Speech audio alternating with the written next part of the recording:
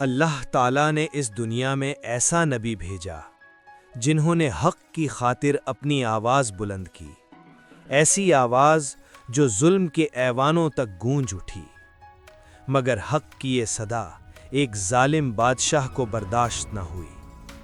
اور پھر وہ لمحہ آیا جب ان کا مبارک سر تن سے جدا کر کے ایک جابر بادشاہ کے سامنے پیش کیا گیا۔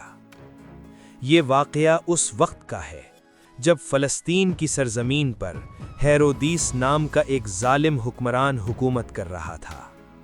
وہ اقتدار کے نشے میں مست تھا اور اپنی خواہشات کا غلام بن چکا تھا۔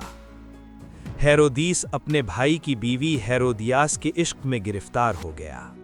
اس نے اس سے شادی کرنے کا فیصلہ کر لیا، حالانکہ یہ رشتہ اللہ کی شریعت کے خلاف تھا۔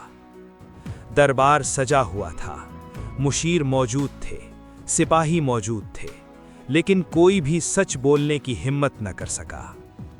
یہ وہ لمحہ تھا جب حضرت یحییٰ علیہ السلام آگے بڑھے۔ وہ بادشاہ کے سامنے ڈٹ کر کھڑے ہو گئے اور فرمایا، یہ نکاح حرام ہے اور اللہ اس عمل سے ناراض ہوگا۔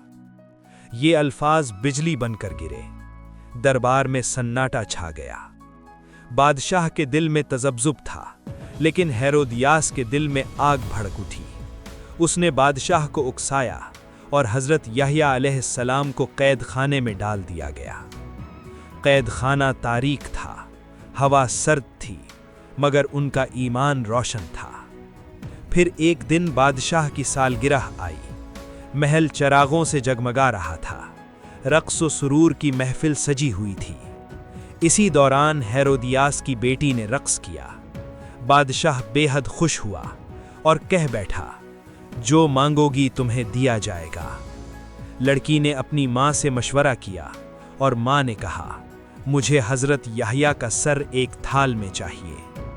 یہ سن کر وقت جیسے رک گیا، مگر بادشاہ اپنے وعدے کا قیدی بن چکا تھا۔ اس نے سپاہیوں کو حکم دیا۔ قید خانے میں حضرت یحییٰ نماز ادا کر رہے تھے، سر سجدے میں تھا۔ اچانک تلوار چلی اور ان کا مبارک سر جسم سے جدا کر دیا گیا۔ خون میں تر وہ سر ایک تھال میں رکھ کر دربار میں پیش کر دیا گیا۔ زمین خاموش تھی، مگر آسمان گواہ تھا۔